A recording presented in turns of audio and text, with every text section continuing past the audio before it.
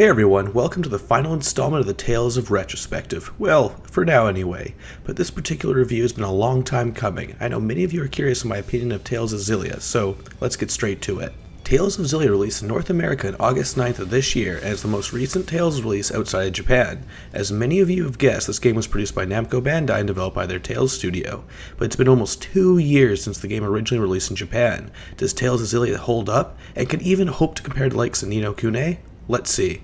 For the first time in the series, players are presented with the option of playing the stories of two different characters, Jude Mathias and Mila Maxwell. Depending on which character you choose, you'll see the story through the eyes of that character, meaning that certain story elements and plot events will either be exclusive or slightly different depending on your character, so to get the whole picture you'll have to play the game twice. For the most part, this idea is neat and adds some replay value, but it's kinda superficial and not all that revolutionary. But the game uses the system to a good effect, giving players enough incentive to play the game twice. I personally recommend starting the game with Mila, as she is a much more interesting character than Jude, and is incredibly fun to play as. It's also important to know that the battle themes are different depending on your choice of main character, and Mila's battle themes are much better than Jude's. Well, in my opinion anyway.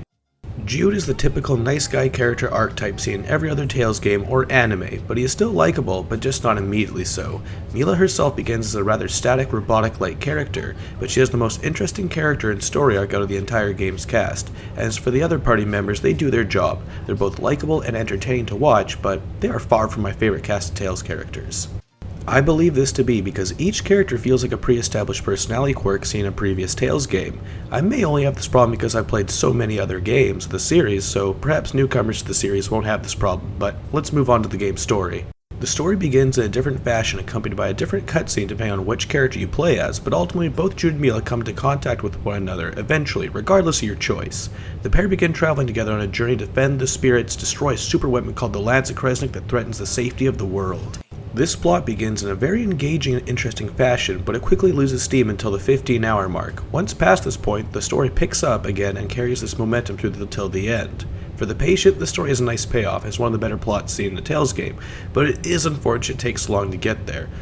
And the ending feels rather rushed as well. Plot and characters aside, you'll find much of the same tried-and-true formula as made the previous installments of the Tales series such a blast to play, with some interesting changes. The easiest way to describe the combat system in Xillia is that it's a halfway point between the combat of Graces F and Tales of the Abyss, meaning that there's both tech points, TP, and AC points. Tech points function like they always have, but AC determines how many subsequent actions you can perform. So by combining these two systems together, attacks and arts are easier to string together, and this affords many opportunities to create some devastating combos. This is amplified by the Tether System. This Tether System allows you to connect two characters together, and this enables characters to perform additional art chains and gain other benefits like increased HP, TP, or other stat buffs. But while tethered characters also share buffs and status ailments. This also includes damage and healing, so tethering characters together is like a double-edged sword, but if used effectively, it can make certain battles much more manageable. Again, like Graces F, there are many changes to the pre-established formula, like the leveling system. The tile system from Graces F is gone, replacing it is the Lithium Orb. This leveling system functions similar to the Grid Sphere from Final Fantasy X. Upon leveling up characters, they receive a certain amount of points they can allocate to the Lithium Orb. You are free to choose where you put these points, so it grants a limited amount of freedom to leveling and improving your characters as you see fit. Like Graces F, there is no consistent overworld. Instead, each area is like a dungeon with many branching pathways and hidden materials to find. It's important to note that Xillia now uses a third-person camera. This change in camera angle makes exploration much more engaging and enjoyable, although I would have liked an overworld.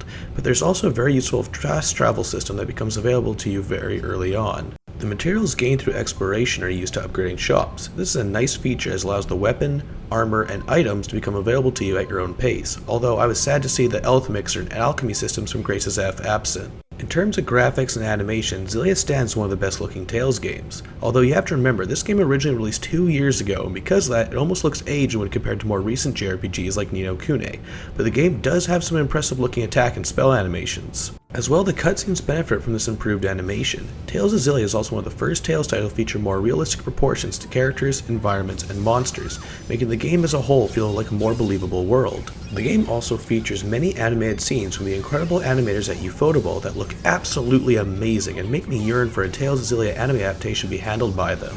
But there is unfortunately a downside to all this technical marvel. frequent and rampant slowdown. Throughout my 50-hour playtime of Xillia, I experienced slowdown innumerable times, and this technical fault is easily the worst part of the entire game experience.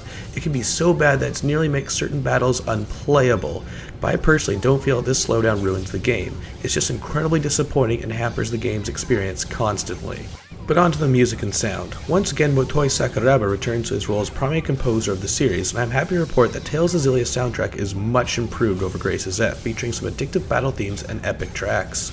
Voice acting for the most part is incredibly solid, featuring a couple returning voice actors from previous games like Troy Baker as Alvin and Sam Riegel as Jude, both whom deliver excellent performances. The rest of the cast does rather well, making Tales of Xillia have one of the strongest English dubs seen in any Tales game. However, many people seem divided on the performance of Mila's voice actress Minae Noji. Miss Noji's Mila speaks a very strange monotone for a large portion of the game and has a noticeable lisp while speaking, but I personally did not dislike her performance. To the contrary, I thought she played Mila's character well, and the way she spoke made sense for the character. But I'm sure many of you will disagree with me, and that's fine, as everyone has their own preference. Lisps and monotones aside, Tales of Xillia is a very strong entry in the Tales series and has ensured the series' future in the West for now. Although I probably wouldn't consider Tales of Xillia to be within my top 3 Tales game, it is an incredibly fun romp that I can safely recommend to JRPG veterans and newcomers alike. The game is far from perfect due to its technical issues, slow pacing in the beginning, and rushed ending, but Tales of Xillia is most definitely worth your time at full price.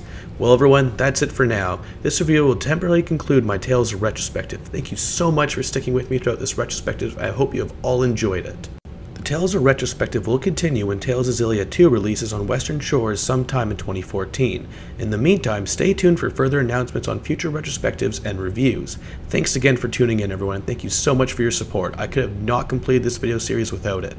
This has been Darren from the Gaming Pilgrimage. Till next time.